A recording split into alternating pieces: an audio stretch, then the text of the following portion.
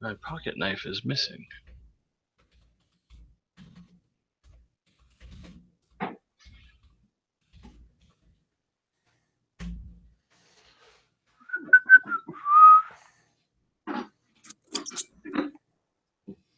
You do? You let me know when you're ready. You Hold got on. nothing better to do. Nothing better? Except maybe sleep.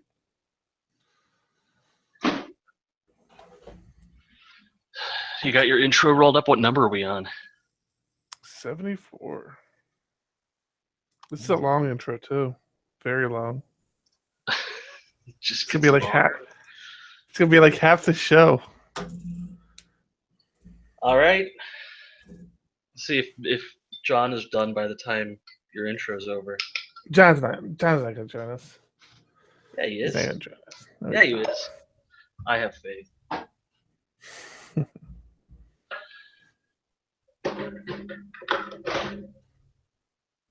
He says should be soon, just can't commit. All right. All right, go for it.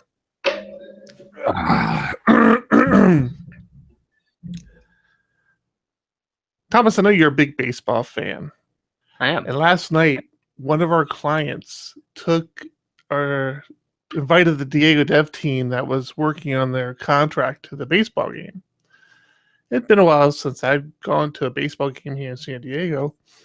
And San Diego is really known for their beers, their craft beers, like microbreweries and stuff. And there were beers all over the place, but not only beers, but all these other like mixed drinks. And I was thinking about how far alcohol had come at the ballpark.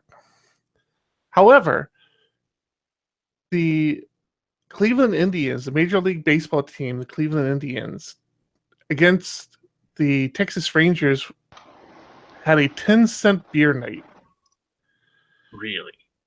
The idea behind the promotion was obviously to attract fans to the game, and they offered 12-ounce beers for just 10 cents. But there was a limit of 6 beers per purchase, not a limit to how many beers you could purchase during the game. I don't see how this could go poorly at all. 10-cent beer night promotion drew over 25,000 fans to the Cleveland Stadium on this Tuesday night game. And that was about twice the number that they were anticipating to show up for this middle of the season baseball game.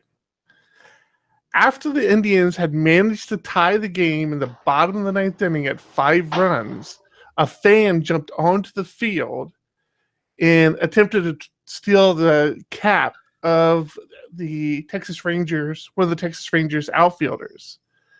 Thinking that his outfielder was being attacked, the Texas manager charged onto the field with all of a sudden his players behind him, some of which had grabbed bats to go see what was going on. At this point, a large number of intoxicated fans began to swarm the field with knives, chains, and portions of the stadium they had torn apart to combat the Texas Rangers. Realizing the Texas Rangers' lives might be in danger, the manager of the Cleveland Indians grabbed a bat, and that team charged onto the field and began fighting their fan base. Turned into a full-fledged riot. The Cleveland Indians ended up having to forfeit that game because they couldn't bring order to the game afterwards. And the Indians forfeited the game. That happened in June of 1974. And this is episode 74 of PHP Ugly. Coincidence? I think Absolutely. not. Fun fact, fun side note, that was neither the first nor the last 10-cent beer night.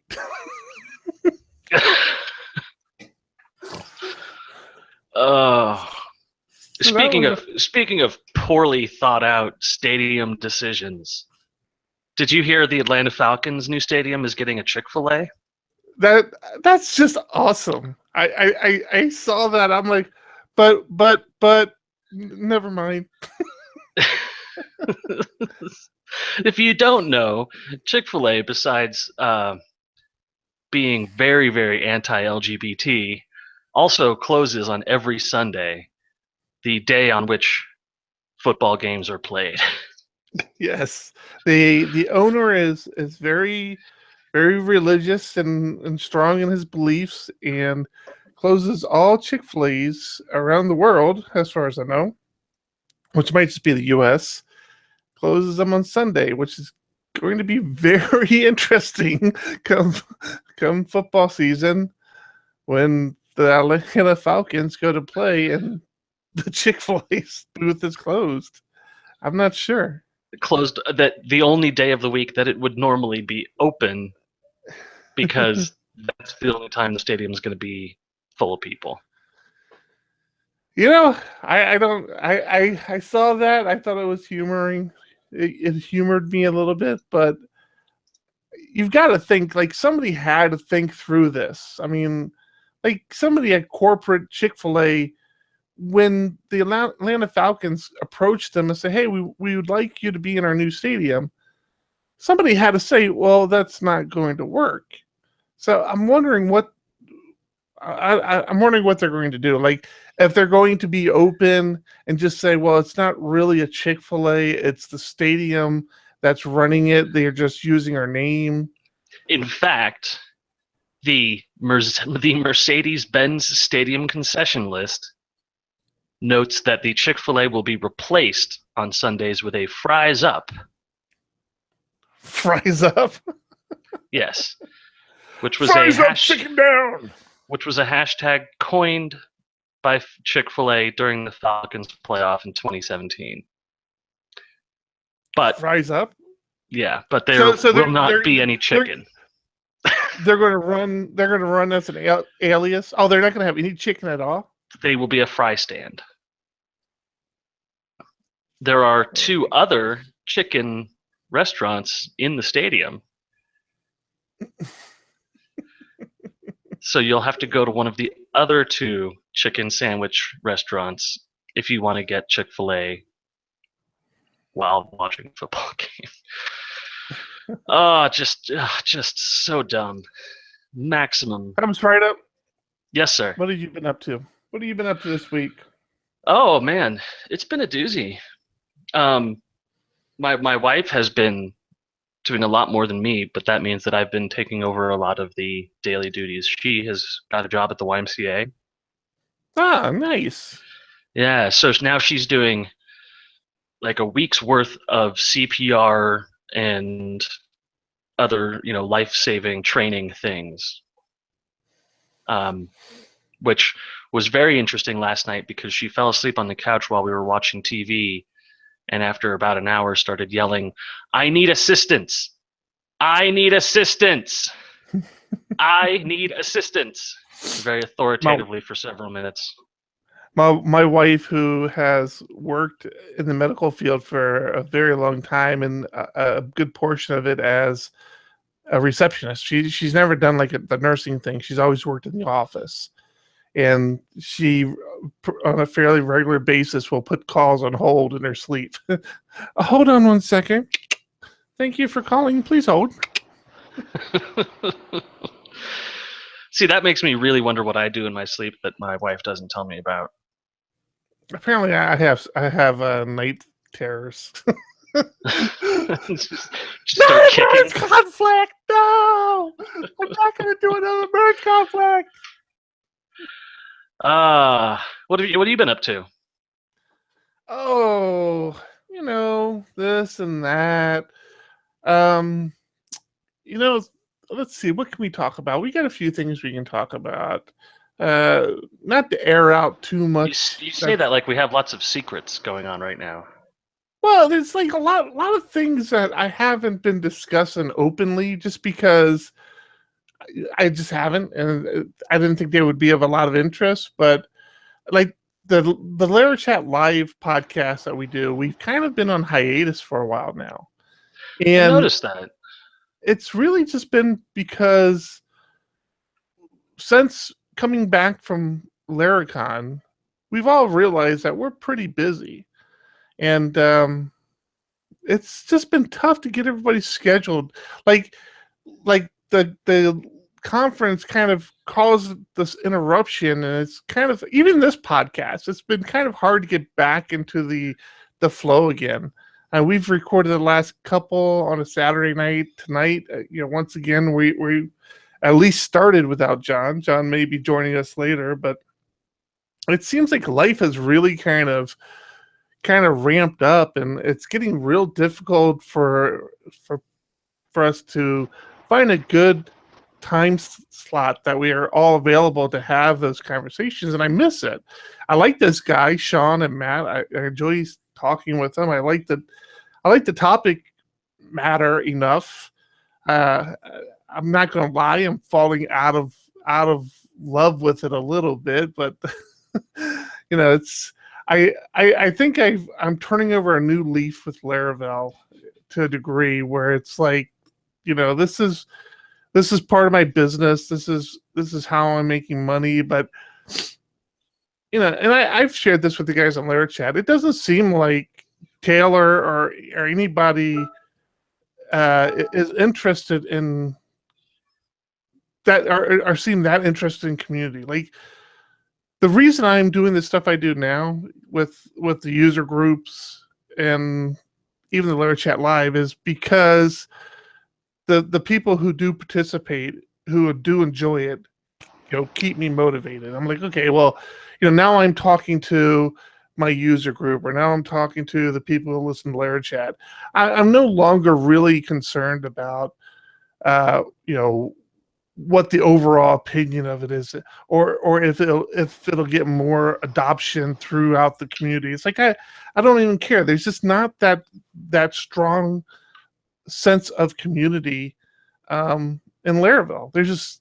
I just don't see it. I see there's the inner circle of the Laravel group, and there just doesn't seem to be a lot of interest to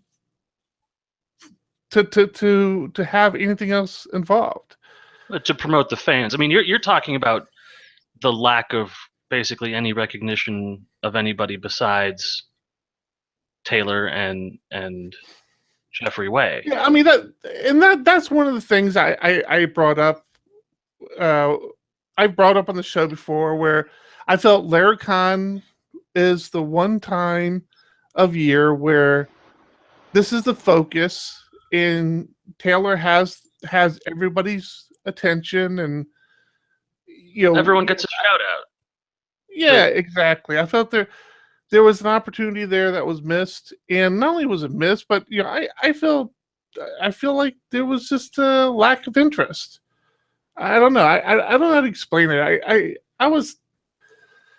I already expressed my disappointment with Laracon this year as a whole, and I was probably looking forward to seeing people more this year. Now, again, I was in a bad state of mind, and maybe it's still kind of carrying over. It wasn't a great Laracon for me because of personal stuff, me losing my dad right before I left, and then I just didn't feel like there was that connection. I don't know. It's tough. And then today, I'm sitting. I must have signed up for it at some point, and I had forgotten about it. But Cake PHP had a kind of tutorial day where they were just doing this tutorial. And dude, it's like the first 15 minutes of it was them talking about the Cake community and, where to go, and, who does what, and, the Cake is strong because of these people, and we do this, and the community does this. And I was a Cake PHP person for a long time, and I had forgotten about how important the community was to Cake PHP. Yeah. It's just to sit there and listen to that again, I'm like, damn, man, that's just I'm not jumping ship. I'm not going back to Cake today. Not to say I will never do that. I mean, it's Cake 3 has come a long ways, and it's definitely gotten back on par with modern day frameworks. So I wouldn't be completely opposed to it, but the reality of it is my business and our clients are, pretty well established with Laravel. So Yeah. there's no reason. There's no reason. But now where I was passionate about the direction Laravel was taking, and I felt like, you know, everybody had a voice. I don't feel that way anymore. It's like I'm not passionate about the direction it's taking. I'll implement it and I'll wait for the next release to come out and see if it has any features I want to implement. But I don't know, man. I've lost my Laravel shine or something. I've been in a funk ever since the conference, and I just haven't been able to shake it. And I don't know. It's just like every little thing just starts to eat at me a little bit more. It's a tough kind of thing to explain, but and I don't want to misinterpret it. I'm not abandoning Laravel. I'm not saying Laravel's bad or anything, or the community's bad. I think the community. I'm amazed how strong the community is without the support of what I consider the leaders. Yeah. Who should be the leaders in the community. It's like this massive community got built up around a framework and a developer who doesn't seem to want it and doesn't seem to care about it, and is kind of nonchalant about it. Yeah, there was a time around Laravel 5 where Taylor had put out calls for people to work on the docs, the Laravel docs, and it was like a community call to action, and that just sort of like hasn't happened since. Like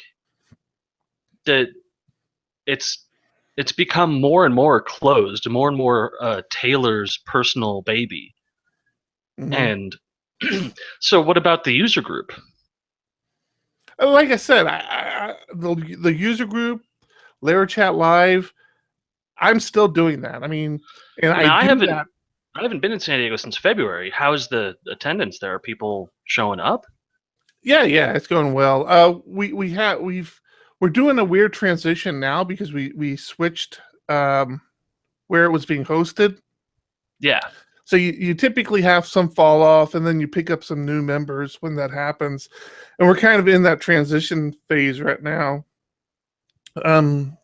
So but the numbers have never been super high for us. They've always hovered between 12 to 20 people showing up. Yeah, whatever the current employee count of Diego Dev is. Damn you. That was mean. Are you kidding? I'm back, baby. I'm glad to be back. I got re-invited for our listeners who know my plight over the last year. I have been welcomed back into the fold of the Diego Dev general Slack chat, and it feels good to be home. Yeah, we have reinstated your email and Slack privileges, haven't we? Yeah. What basically happened was we broke that threshold of the free accounts on Google and had to start paying for accounts. And so we were kind of like, well, shit, we're paying for accounts. Might as well pay one more for Thomas. It's not like he doesn't do enough for us. So for only 25 cents a day, you can support Thomas being in the Diego Dev Slack channel. So yeah, the user group's going well. Again, I get positive feedback from there, and I enjoy doing whatever it is I do there, teach, learn, interact. I enjoy that. Same thing with LaraChat. As long as those guys will have me, I will be more than happy to participate. To do 3 podcasts. Yeah. But like I said, my idea of, hey, I hope this gets wider adoption, or I don't know. I just I don't know how to explain it, but yeah, it's what it is. Yeah, that's kind of where I'm at. I'm kind of in this funky place. I'm 100% with you. the love for Laravel is turned sort of into just, yeah, this is the framework I use. I'm not, Mm-hmm. you know, I, over a year ago, I signed up for Laraver.xyz, where you got texted Mm-hmm. every version that came out. I You remember how know, excited you were about that. Yeah, yeah. yeah, and I looked at my phone and realized I hadn't even checked the text messages. I just marked it as read for the last 6 months because it's like, Yeah. yeah, you added tap. Great. That's a feature we all really needed. I don't know. I love Laravel and the work that it lets me do, but I'm not in love with it anymore. Yeah. Are we Yeah, yeah, are we you're right. breaking up with Laravel on this podcast? Well, and honestly, as somebody who I think the health of my company is dependent on making sure that we don't get painted too far into a corner. I think it's sort of my duty to kind of make sure that I do keep my eyes open and I am following other trends, other frameworks. Like I said, Cake You, PHP keeps popping up on my radar. so you're saying You know, we could probably see other frameworks? it's complicated, Thomas. It's an open relationship at this point. Oh, You want to hear what's funny? What got me back interested? I don't want to bring up this old wound, but nah, it's not worth mentioning. Sorry, that was terrible. hold on. Let me write down hard edit at. I'm just gonna say Larry Masters, who is the guy, one of the maintainers and founders of Cake PHP, is an absolute fantastic guy, and he has reached out to me on a couple of occasions, that have been difficult, and has said just the right thing at the right time. And he's a good person, and that's all. I'll just leave it at that. Larry Masters, if you're not familiar with who he is and what he's done with the community of Cake PHP, you should know, if nothing else, that he is a fantastic person. You should follow him on Twitter, and you should just kind of keep an eye on what the guy says, because he's a very good guy, great community-minded person. Yeah. So now, with all that Larry said, Masters or Larry Masterson? is it Masterson? Jesus, I keep calling him Masters. I don't know. It's probably Masterson. He's on Twitter. He's PHP Nut on Twitter. Right? I think that's his handle. PHP Nut. Is that Larry it? Masters. No, you're right. You got it. Yeah. Larry Masters. Yeah, I was right. Larry Masters. Great guy. Make sure you follow him on Twitter. Now, I will say, after all that, like I said, we use Laravel quite extensively here, and one of the big projects we had been working on for years is this. Matter of fact, the client who took us to the ball game yesterday, that actually happened. That was a real thing. That wasn't just a setup. We had been working on this huge legacy code base with them, and we still are. But for years, we've been trying to implement a Laravel framework, the wrapper architecture that we've talked about before, where the Laravel framework lives inside of this legacy code base, and we manage routing through Laravel. That basically sends all the routes to Laravel, and if Laravel can't find it, then it or actually, yeah, if Laravel can't find the route within its application, it kicks it back out to the legacy app. Right. And we probably worked on this for about a year. Like Route 151 came out is when we started to implement it. But one thing led to another thing that led to another thing, and we never got the opportunity to actually push it or implement it on the production servers. And we got that opportunity about 2 weeks ago, 2 or 3 weeks ago.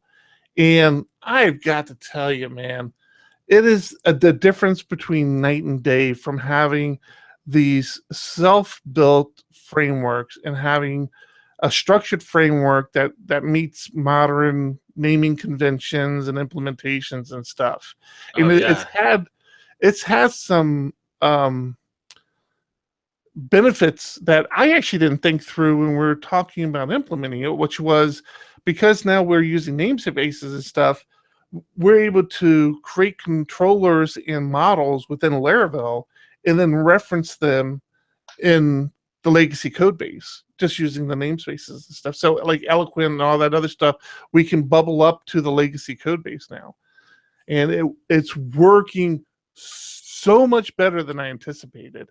I thought when we were implementing this, I was hoping best case scenario I would have a crippled Laravel application until I was able to physically get all the legacy code base migrated into Laravel, and I was willing to accept that. I felt it was going to be the price to pay to get them onto a modern framework.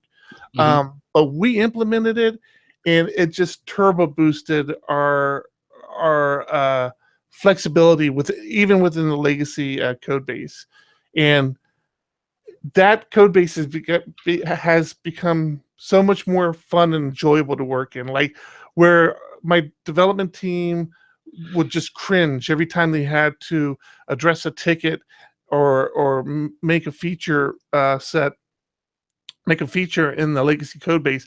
Now everybody's looking for anything to move into the Laravel, how we can leverage the Laravel framework to make things better.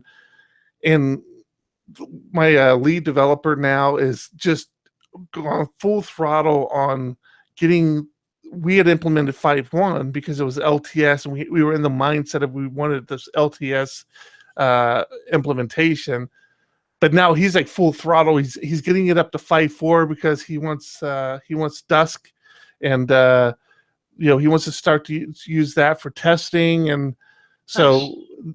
and the only reason we didn't jump to 5.5 is because we would have the added baggage of implementing basically 7.1 at this point. We'd only need to implement 7, but why would you do that? Just implement 7.1 or even 7.2 here in a little while. And we thought everybody's a little nervous that's going to be too big of a jump. So we want to do a little bit more thorough testing, but everybody's really confident with just moving 5.1 to 5.4. So Yeah. it's fun. I mean, it's really making development in that code base, and I think it's really going to bring a lot to that client and what they can do and how quickly they can do things again. So it's nice to have that success, like something you've just been building up for so long, and seeing it come to fruition and work. That's always a big plus. It's handy when it does work. I think you had some impact on this, Thomas. We haven't settled on it yet because we haven't had to do a migration. We have some pull requests set up that have migrations attached to them, and now we're talking about. So this was the conversation we had with you a couple weeks ago, and I don't remember if it was on air or off air, but we had with you. I think it was on air about Probably. we have an established database with a non-conventional naming convention for the tables and the columns and things like that. And now we're implementing this Laravel one, which we want those tables to have the naming conventions that they should have for Laravel. Right. And you Yeah, made I the remember this. suggestion. Yeah, you made the suggestion of, I would just put that in a different database. Yeah. And I think that's the way we're going to go with that. The team is a little nervous about it. What they don't realize, or what they realize now, but I don't think they realized initially, was we already have that implemented. We had already done another Laravel application for this client that touches 4 or 5 data sources, and they're all different. They're MySQL, Postgres, and they're all over the place. And it works flawlessly. I mean, there's the configuration you've got to do in the model where you tell the model, hey, this model is associated to this database connection. But after you do that, it's transparent. It works seamlessly. And so I've been talking to the team about it. I'm like, yeah, I think this is going to be the way we have to go with this. And I'm pretty sure once we get down to having to implement migrations, that is what we're going to do. We're just going to break it out and have a new database with the right naming conventions, because it made a lot of sense after talking to you. It's like, yeah, let's not mix and match, because there's no benefit to mixing and matching, and we're not losing a lot by having it be its own database. Right. So I worked on something else this week. What's that? As I've really thrown some effort into our subreddit. I was going to ask you if you were keeping the subreddit up. I'm trying. So I decided I'm gonna, I put all the articles into the subreddit. I'm gonna start tagging all the articles with the episode number we discuss them in. Ah, cool. So you can see what episode we're talking about it. But I've also added some user flair. So me and you and John are official hosts. I gotta see this. I was just on here and I didn't notice anything. Am I supposed to see something? You won't see it unless you post or something, but you'll see it. You'll see it in the corner there. It says "Show my flair" on this subreddit. Oh wait, let me see. Where should I see this? Show my flair on the subreddit. I don't see that. So it'll say PHP Ugly, and then it'll say, well, you can see where I've posted all the articles. It says submitted by, and then official host. I still see Thomas or T Rideout. I see no flair. I see no flair. Now I have that plugin you told me to use, so maybe that's why. No, I got that too. Well, we've got flair for users as well. Users can add themselves as friends of the show. Oh, I see it now. Official host. I see it over here on the right hand. So if you use the subreddit and would like to post suggestions or anything like that, you can add yourself, give yourself the friend of the show flair. Friend of the show. Oh, that's awesome. Yeah, I was happy to see you started. Happy to see you started posting, because the last episode I saw was 64. Oh, there's 67s on there too, I guess. Yeah. Cool. Very nice. Yeah. So I'm gonna try and put some more effort in there for our fan club. I know they. All three of them. Yeah. Somebody upvoted something here. So. That and the nice thing is that when it's posted on here, you can view the cross discussions. So you can see if you view the thread, then you can click on boy, what's that thing? Well, there's some way on here to view other conversations that have commented on the same URL. So that was one of the questions I had for you with the Reddit, because I always was under the impression like cross posting or posting on multiple locations was like a no, but it's okay in this situation. It's okay now. They've decided that cross posting is okay. Yeah. So if you open up a conversation, you can click on the other discussions link, and that will give you a list of all the other subreddits where this has been posted and the conversations with it. I see flair. See the story. Cool. Very nice, Thomas. Glad to see you keeping that up. That looks good. So, with all our excellent Laravel bashing so far, we're not bashing. We do have a block of Laravel news. We do have a block of Laravel news, which I again, it starts to fall under the I'm not really sure I care anymore. But let's go ahead and fire through. I mean, obviously the first thing was Laracon EU was this week. Yeah, this week was Laracon EU, and Laravel 5.5 got officially released. So I didn't tweet about it this time because I got yelled at the last time I tweeted about it. Don't want to jump the gun again. No, but apparently 5.5 is officially out now. Released at Laracon. All the bells and whistles that everybody knew that was coming is there. But the other thing that kind of popped back up on the radar, Hold on, because I want to go back to this. Is that 5.5 is the newest LTS? It's the second LTS release. That's correct. Yeah.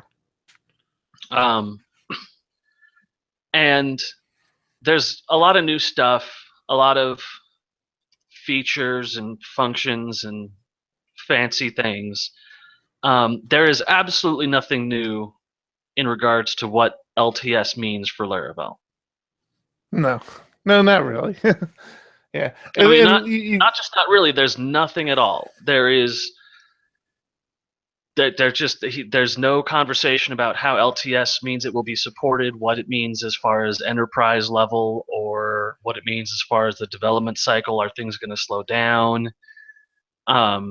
Which it's not surprising. Laravel, Taylor popped out at some point and said LTS is dumb, and the community's making me do it. Mm-hmm. And I don't even think that's the community that was making him do it. I think that those were enterprise customers or enterprise clients or enterprise people who were encouraging him to do it. It wasn't like the community. Like the community weren't saying, "Hey, this is what we want." No. They don't care. But enterprise, and that's the thing, is I don't think he can wrap his head around how important that is for enterprise implementation. But yes, go on. So I would think on your second LTS release of any software, one of your big documentation points would be how has LTS changed the project so far, and what is LTS going to mean moving forward. Mm-hmm. Yeah. But the only blurb about it is 5.5 is the next LTS version, the last being 5.1. LTS versions receive bug fixes for 2 years and security fixes for 3 years. Mm-hmm. Period. And that's really the only difference. Right. From a Laravel perspective, it should change your running an LTS version for the first time should change your opinion on how the community deals with bugs and security and et cetera, et cetera, et cetera. You should have a graph saying here's how many people are still on 5.1 because it's LTS, or that's fucking effort. A little. That's good. You know what? I completely agree with you. And not only that, it would have been nice to see how many patches got backported to 5.1 through its life cycle. Right. Where you sit there and say, okay, we backported these security patches back to 5.1 to keep it current. That's valid, Thomas. I think that's spend 2 or 3 hours on GitHub pulling up reports and pull requests from the past, looking at how you've linked them to different things. It should be in a keynote saying, hey guys, it's been 2 years since the last LTS. This is the next LTS, and here's why it's important to the community, and we're going to keep doing it and supporting it. And here's what we did in the last version. Here's what we're going to do in the next version. Here are the security issues we found. It's an opportunity to sell the product and the community, and especially it just seems like a zero effort. Especially if you want to become the standard in these big corporations and these big enterprises, these slow-moving beasts that are out there who have a lot of money and contribute, a lot of salaries to developers. Yes, exactly. Yeah, you're right. You're right. If that business, if that was the, and I think that's part of the thing. I don't think he sees that as a business angle that he's interested in pursuing, or at least he hasn't shown any real interest to pursue it. I think there's still that attitude of it's just good, so people will use it. And it's like, that's not really enough for these bigger corporations to buy into. That, and it set a standard it set a standard for PHP frameworks that had really stagnated. I mean, for 10 years, PHP frameworks did jack shit. And that's another good point, because now you're getting to the point where these other frameworks are catching back up. You know, right. Again, I've said it about a dozen times now. I'll say it again. Cake PHP. Cake is way different now. Yeah, the Zen framework, Composer, and you've got all these frameworks that are no longer left in the dust. Like when Laravel 4 was released, they totally smoked everybody else out there. I mean, they had the standards, they had Composer. I mean, they had implementations and best practices that had just catapulted them so far ahead of everyone. It hit this really nice sweet spot between all of the great tools that had been coming out for years and mixing them into one fantastic package. You got Homestead, you got Gulp and Guzzle, and you got Composer, you got Packagist. It's all these things came out around the same time and developed a whole new ecosystem that revitalized the PHP environment. But now it's revitalized. You're going to have to work harder than that. Yeah. Yeah. All very valid points, Thomas. I'm glad you brought those up. Because again, Do you know what makes those points valid? What's that? My Laravel certification. Yeah, that has resurfaced, right? Laravel certification. So I guess again, I didn't look at didn't see any of the talks or following the tweets from Laravel EU, but apparently something about Laravel certifications got announced. Keeping in mind, I actually reached out to Taylor a few months ago asking about Laravel certifications, and he had no idea what the status was. He's like, I don't know. I'm not really doing that. That's another company. And now all of a sudden there's this Laravel certification now has surfaced with his name pretty strongly attached to it. So that's the thing. All the prices. But it is not his product. No, I guess not. I mean, no. This is a product from a company called Human Music BV, an EU company, and it's licensing the Laravel certification or the Laravel brand. Wait a minute. Where do you see that at? Laravel.com/certification, very bottom of the page.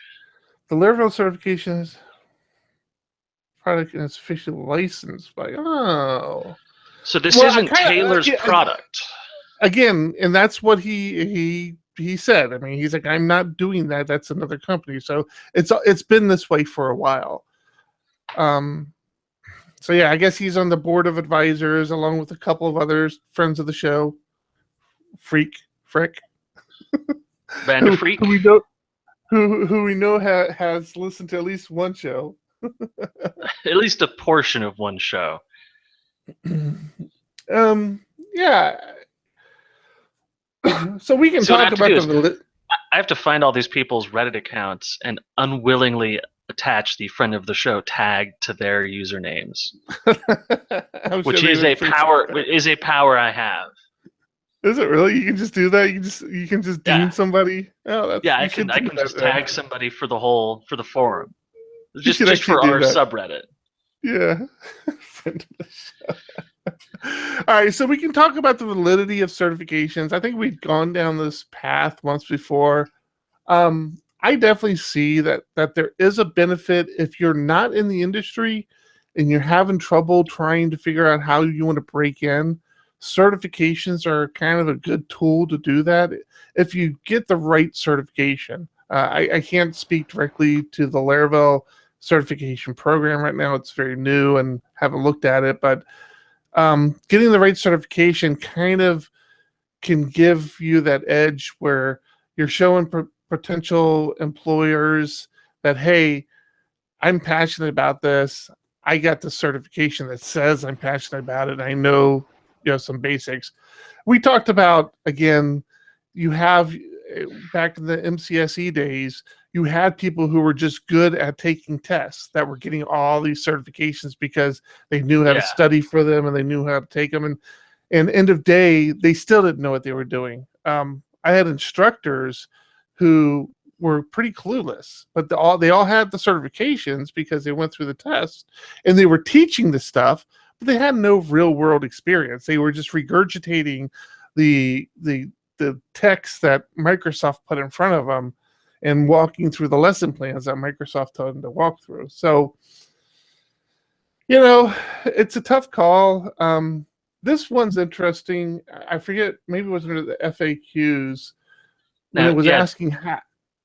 that's Mhm. one of the things. I'm looking at the FAQs now. One of the things it says is that the exam is valid for 1 year, Mhm. which that's a Really? That's kind of yes. short. Yeah, that's kind of short. That's a high price for a single year certification. Mhm. So, But then go ahead. my other issue with this is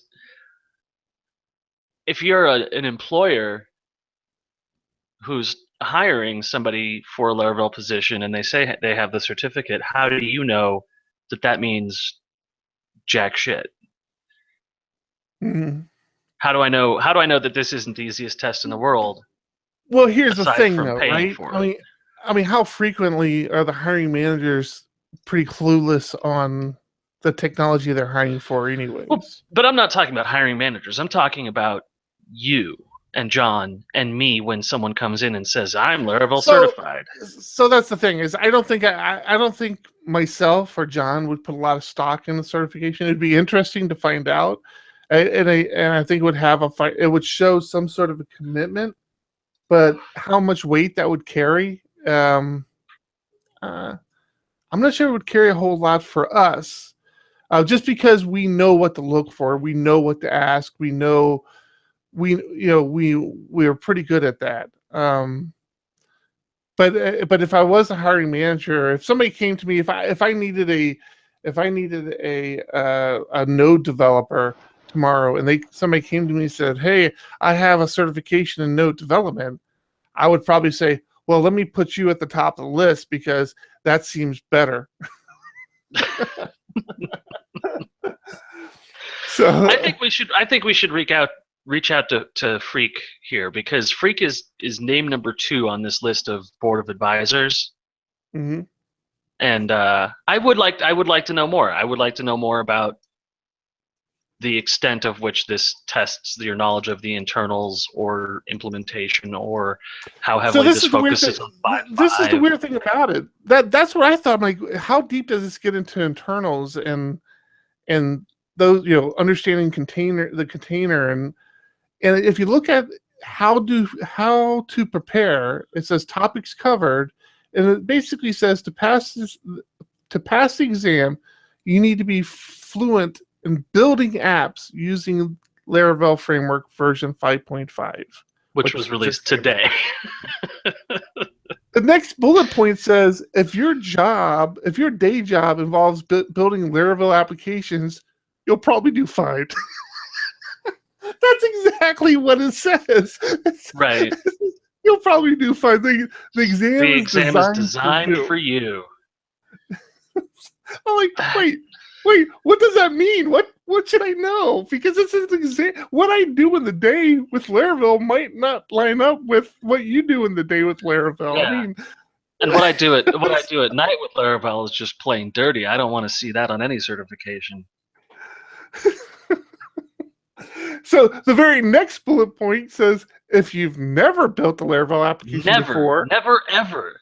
ever, read the Laravel docs and try building some small apps to experiment with the various features. I'm like, oh man, it's just too funny to me. It's like I don't know how much money is this Well, we've in done this shit dollars. though.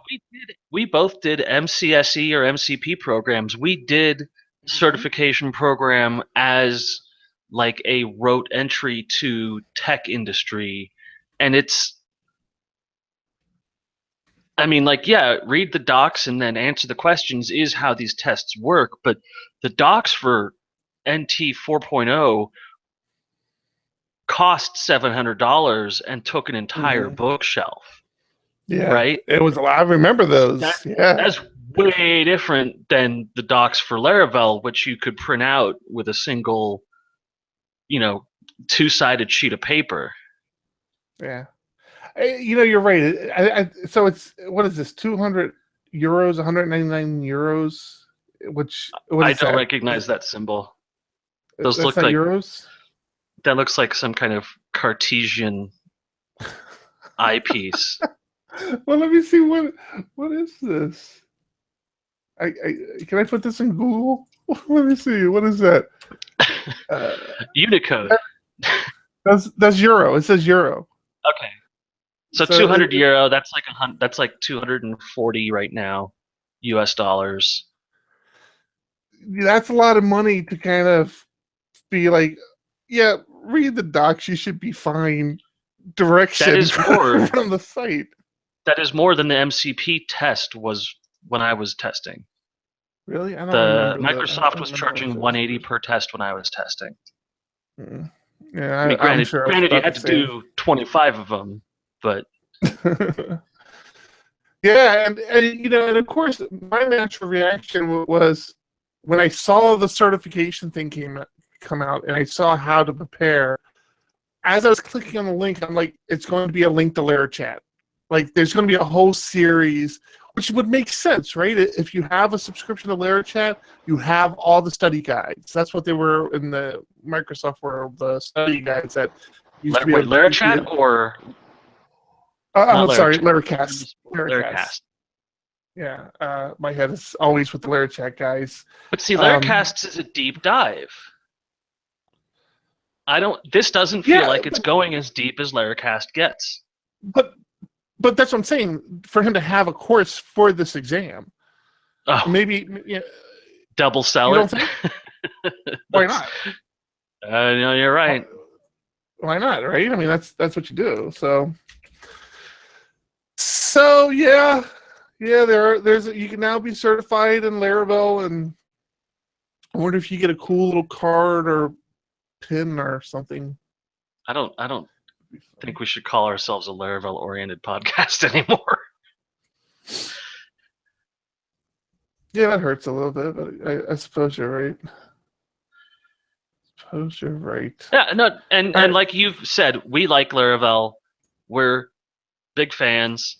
Um, it's just that it seems like it's increasingly getting problematic.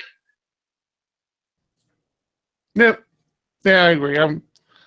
Yeah, I've reached out several times. I've offered help. You know, whatever. Recommended It's not using facades. so. Let's see. Do we want to talk about some more general stuff, or we want to get back into our cards here? Cards.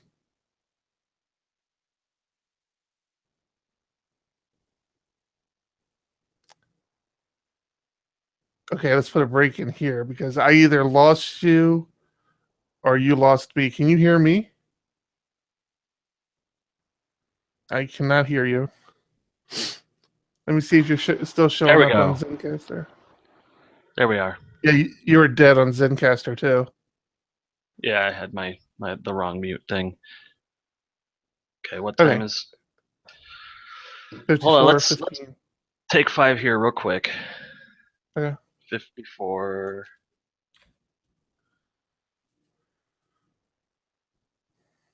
Let me refresh my beverage. You see if John wants to just hang up. Oh, we got disconnected. That's crazy. What happened?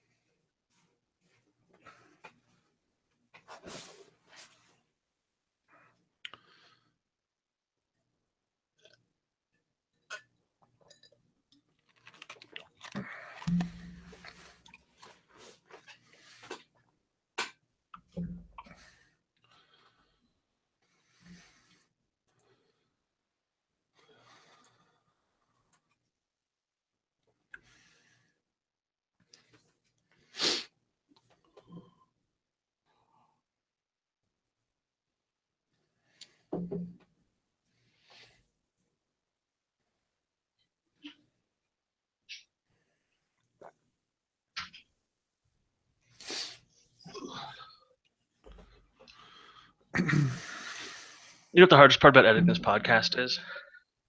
What's that? Is that I listen to other podcasts like all day, every day, Mm-hmm. and I have to stop doing that to listen to this one.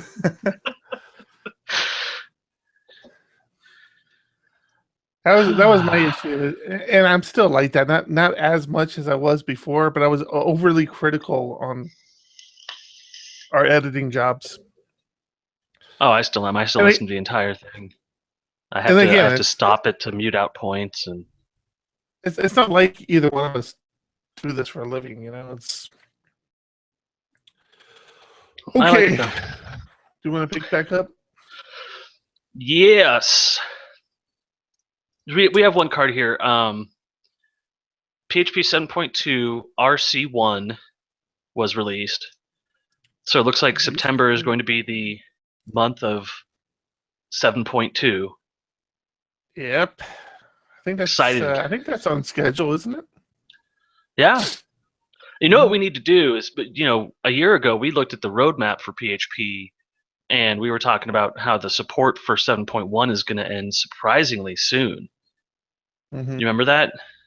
I do. It was 7.0. I think it was ending surprisingly. Well, 7.0 is next year, and then 7.1 is the year after that. So it's fast. Mm-hmm. So we should do another read into what that roadmap is going to look like, and what the adoption rate on it is would be interesting. I wouldn't be surprised to see it basically mirror whatever WordPress is, and then everyone else. whatever percentage of websites are WordPress are all running 5.3, and everyone else is on the 7.0 branch. Because Symfony's requiring 7.0, Laravel's requiring Right. 7.1. No. Cake is requiring 7. Whoa. Was Laravel requiring 7.1 or 7.0? I do believe 5.5 is going to require 7.1. I believe it was 7.0. Let's look that up. That's worth looking up real quick. It is 7.0. 7.0. You're right. Yeah. And again, that's more of a requirement because of the other components, like the Symfony components that are attached to it. Yeah.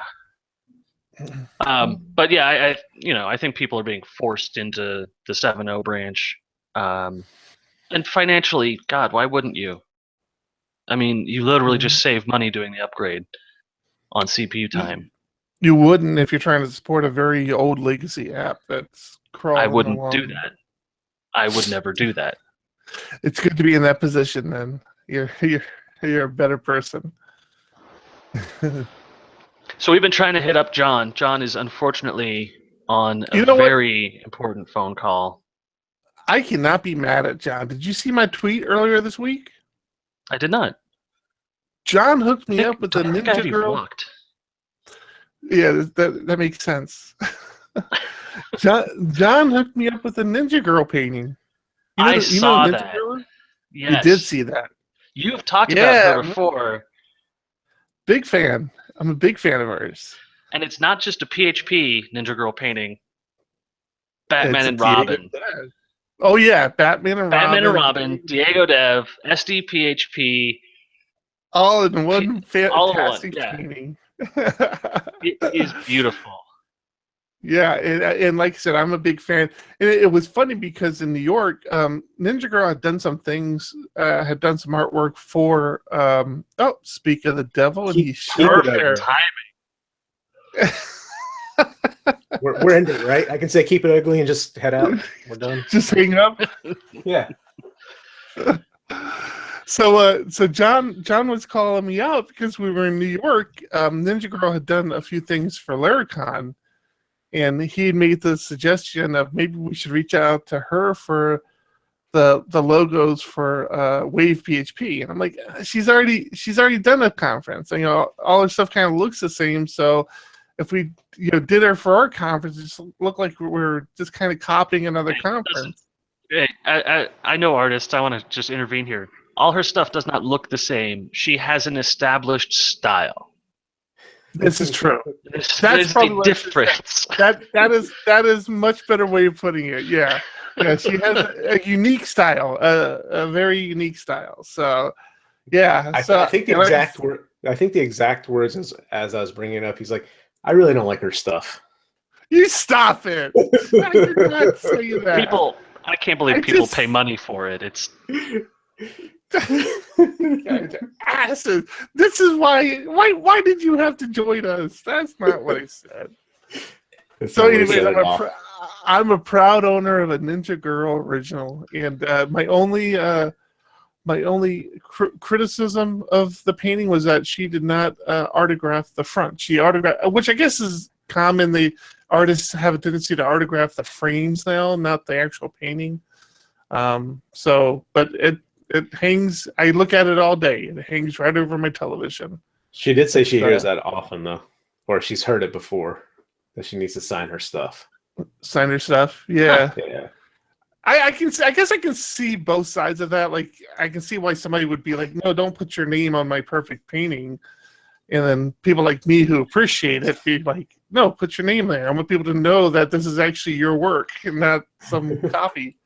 Yeah, it's funny. I think all the graphic designers I know wouldn't sign their name on the front, and all the people who are highfalutin artists would always sign their name on front. Hmm. So, John, you missed a very interesting show. I bet. Now, hold on, Eric. 30 minutes of blockchain, 10 minutes of doom and gloom. No, I've been saving the blockchain for you. But Eric, I need you to scan or get a good photograph of your painting so that we can put it on the Reddit. Yeah, I got a picture. Yeah, I'll it's out there. I think the picture is on Twitter or Facebook. You can use those, right? I need a good picture. What? Why? What are you talking about? For the subreddit. He wants to put on the subreddit. The man's maintaining a subreddit. You can't fault him for that. We're building a culture here. So it's more of like a petri dish style culture than it is like an ecosystem of people, but it's still a culture. She even named it. Oh yeah, look at that. Yeah, you have a print. Yeah, she gave him a print. Yeah, that's awesome. It's named Partners. Oh,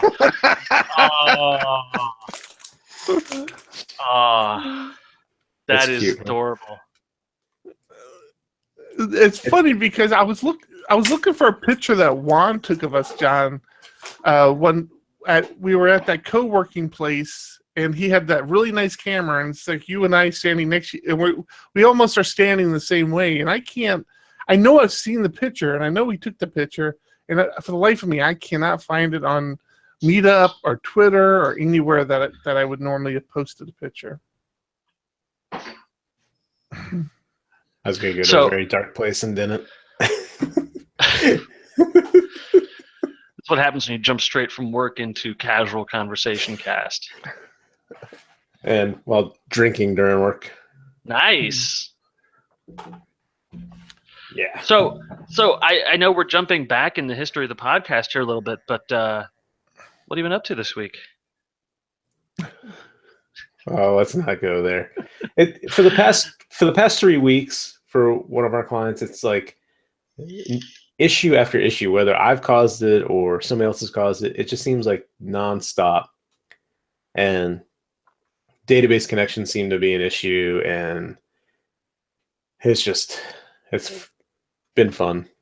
So we have Proxy SQL in the mix, and tonight what we did was spin up Proxy SQL on our job server so that we're trying to isolate all of the connections from the job server to the backend MySQL servers.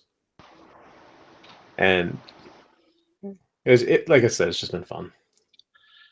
You ever hear of a guy named Abe Stanway? No, No. I don't know people's names. This man knows your feelings right now. Because he created a website called Commit Logs from last night. I was reading some of these. And, Oh, and it I have is to admit, fantastic. I'm guilty of a couple of these comments. I'm curious how many times I show up in here. So he wrote a Twitter bot that parses git commit messages and looks for, we'll call it expletives. And it's just a constant stream of git commits that I cannot tell if they were written by somebody else or written by me. Can you interpret the one that says this shit lit my I was looking at the colon B. Yeah, it's like, what am I missing here? What is that supposed to say? I love this. Morning stuff, period. I'm out of this shit show. This might fuck up everything. Please work. Random shit. All right, yeah. So this is fun. We can stay here all day doing this. I could easily do this. Dead enemies do nothing. Grim dark enemies just kill shit. If you hop on this site, not only is this site funny, but he gave a talk that you can view on YouTube where he breaks down expletives by project and language and clearly determines that the worst language is Java, even though JavaScript has far more expletives. It's because there are far more JavaScript projects. And PHP, fortunately for us, ranks somewhere around the middle. I like it.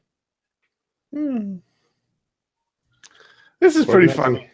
Organizing imports so we can find shit. I hate this file. More and more changes. Hell, I don't even know what I've been doing. So I have an alias in my shell command that pulls in random statements into commits into my commit messages. They're nothing like this. They're just kind of random. I've been using that a lot lately. Huh? Then sayings. Yeah, let me see what it is now. Now I'm curious, but yeah, it's alias grep get. I had one there. I had one for a while that was taking a snapshot of me and adding it to it. Yeah. I actually contributed to a repo recently that had. I'm like, hey, why did my camera just snap? And then I remembered, oh, this must be one of the repos that I had. What was that called? Do you remember, John? No. Oh, I don't have it on my desktop anymore. My laptop was no longer with me. Whatthecommit.com. So I have a shortcut that pulls in a statement. So if you go to whatthecommit.com, and it'll display random commit messages. Let's see, if I go there, mine says remove tests since I can't make them green.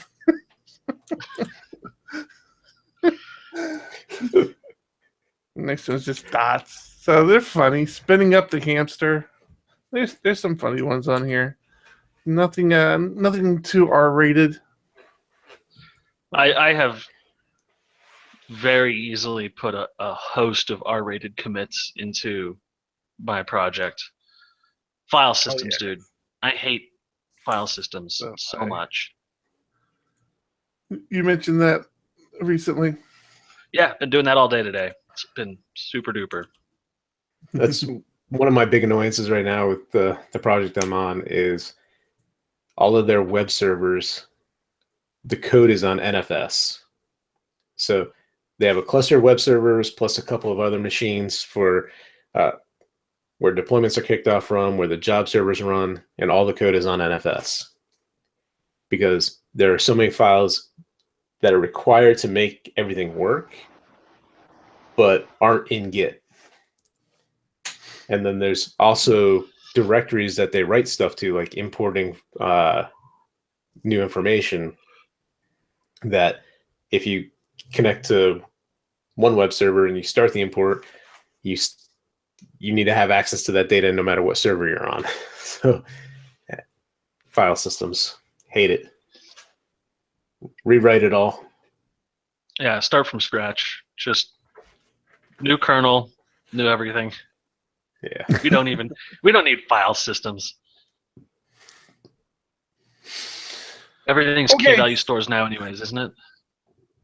So, did anybody hear about Amazon's recent purchase? I Of love Whole this Foods. so Yeah. much. Actually, Why do you love it so much? yeah, I actually play Ultimate with a guy that works at Amazon, and we were talking about this today. It was interesting. Like What works was at his- what was his Amazon take? fulfillment, or I never quite understand his role. He's moved from San Diego.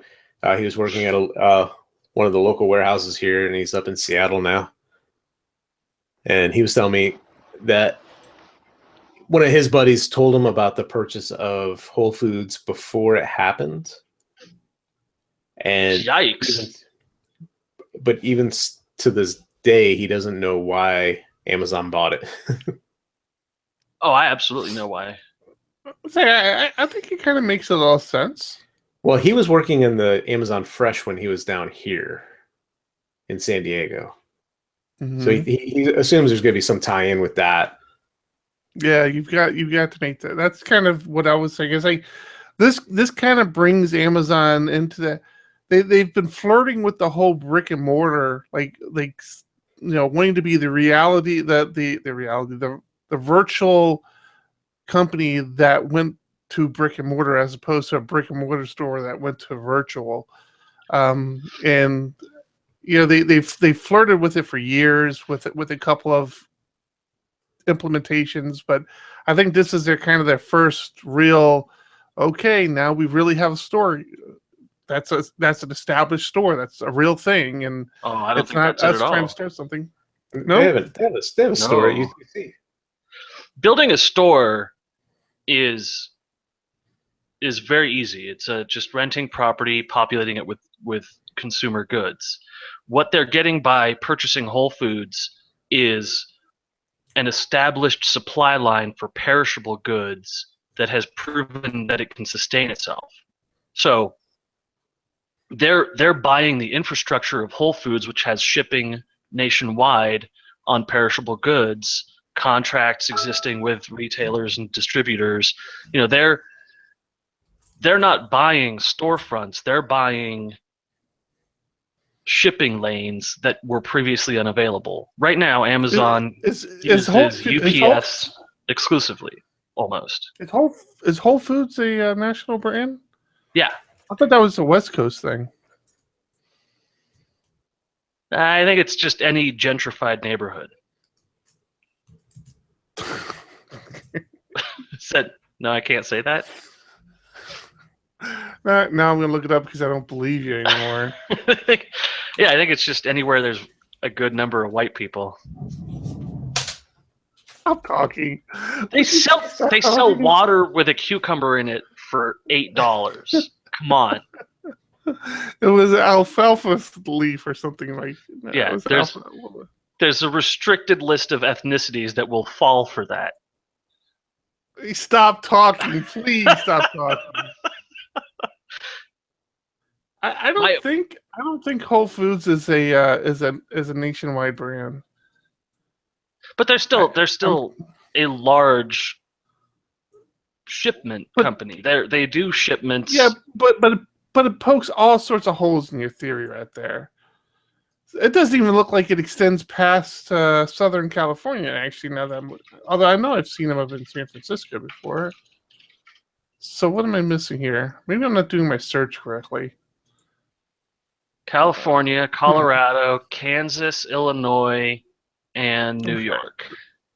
So you are seeing that. I'm sorry, Right. Washington. I put up a map here, so it doesn't show me any of that on the map. Yeah, no, there are sort stores by state. They have every state. This is a Canada stores, United Kingdom stores, and Whole Foods Market 365 stores. National brand. It's like a national line across. It's like a line across the nation. It's not really like national. No, Like, I'm not that's seeing page anything. 1. There are 95 pages. Are there? Oh, okay. All right. I'll give it to you then. Oh yeah, I see. Well, you think I hope Amazon fixes this then, because this is horrible. Yeah, it's a crappy All right. map. So However, what's the motivation behind lowering a bunch of prices? Is that just to get people interested, or you think there's some other reason behind it? I believe that Amazon operates on a fixed margin, and they basically just lowered the prices to that margin.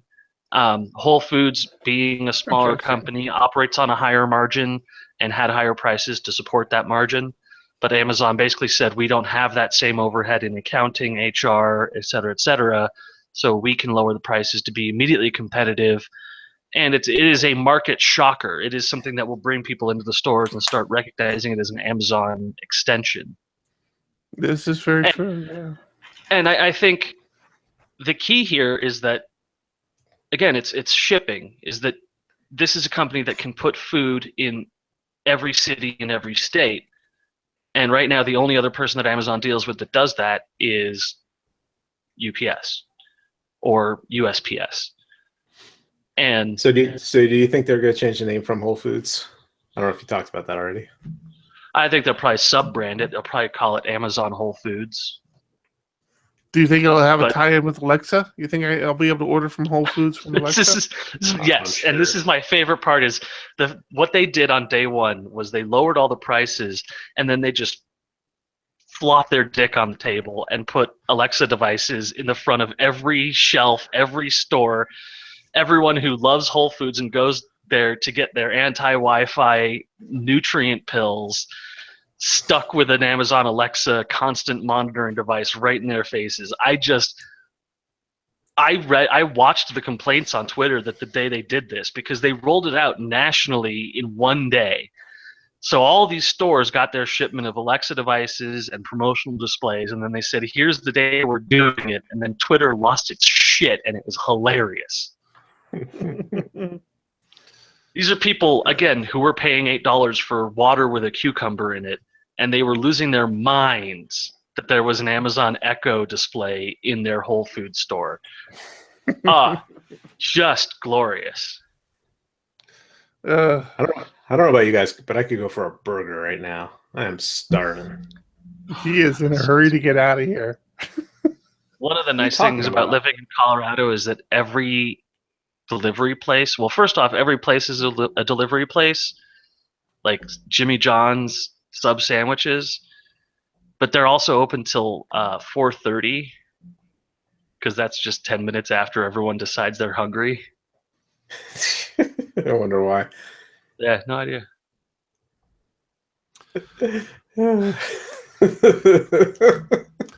Are we going to talk about the story or what? You're killing me, Smalls. You're killing me. Oh, I'm sorry. I did not. I had the wrong tab open, and I was actually hungry.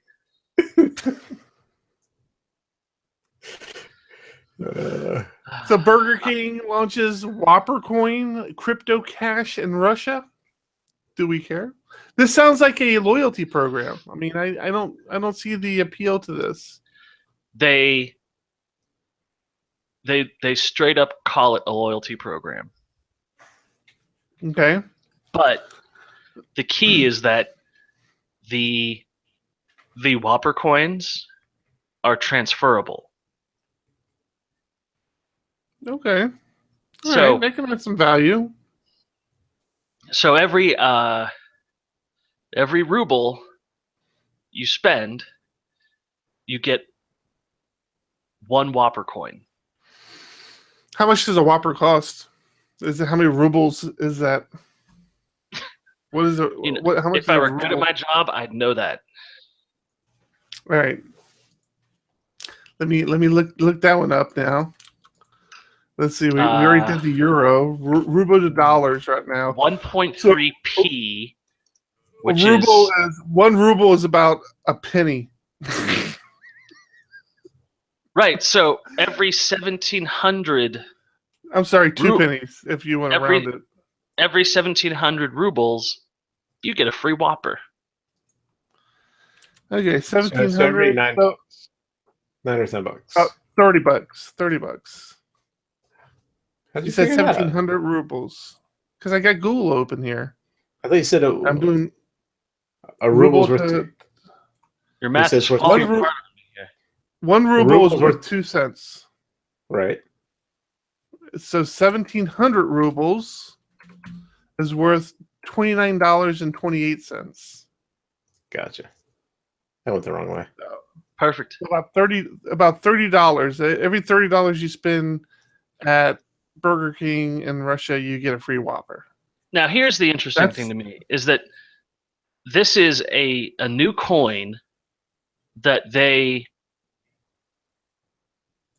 put on the blockchain. This is a real functional blockchain. Did they really do that, though?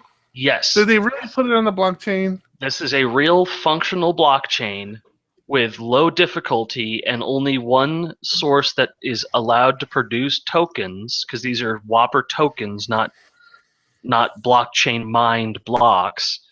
And they produced some gigantic number of these tokens to start off with. So at that point, if only one source can produce coins, why don't you just create the coins? I mean, why are you mining for them? That's so asinine. Well, they won't be mining. You're not mining for it. They created it. So they just said, here's a billion coins that we've created. Now, when you come in, they're transferring coin number 1 to you. Gotcha. And this isn't a decentralized system like Bitcoin or Litecoin or Ethereum.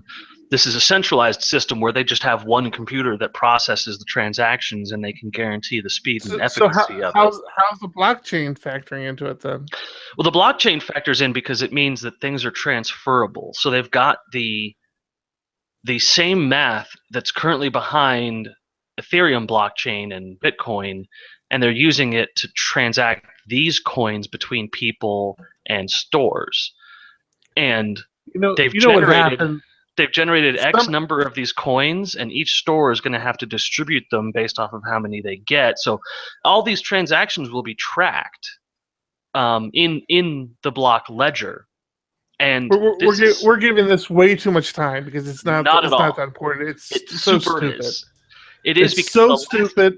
Sentence of it's a loyalty program. Some intern at Burger King Russia went to work at the marketing group and said, "Hey, I can create our own Bitcoin. Let's do that." And he's going to get a new job in about 6 months, and this whole thing will be gone. What's the last? My favorite part is the last paragraph, which is the most Russian thing I've read this week. Reward points are actually a good use case for blockchains, he said.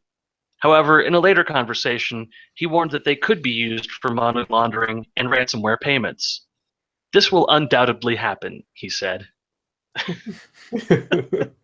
So, I mean, imagine all of a sudden your ransomware states that we need 1,400. We need 1,400 Whopper coins. You can buy them on Coinbase. No, 1,700. They want a free Whopper to give you your files back. That's true, right? Yeah. I love this concept. I think it's a real test for the practicality of cryptocurrencies in an actual tangible market. It's not necessarily. I don't think it's necessarily horrible. It's interesting in the fact that it stops forgery of free Whoppers in this case. So if they were giving out little was that a big problem? I mean, was it really a big problem that needed to be addressed? I've got I've got like 20,000 free Whoppers sitting on my desk because I keep printing these things out and I don't know why. All I know is You I wouldn't go to download a Whopper. I go to Starbucks, and because my kids go to Starbucks so frequently, I go to Starbucks and I always have a free drink on my app. It's not on the blockchain. There's no coin behind it, no ransomware. I just go there. I say, "Hey, give me my free drink and my extra shot in it because I'm." But you gonna also get can't trade it. But See, I know my kids, and if why they would I could trade build it? credit, It's if a they could freaking build cup of coffee. right, but your kids buy it every single day. So every time they get a free cup of coffee, it's like a $5 savings. They can quantify it. And the theory about this being on the blockchain is that you can pull it offline. I mean, you could actually take the coin out of the hands of the Whopper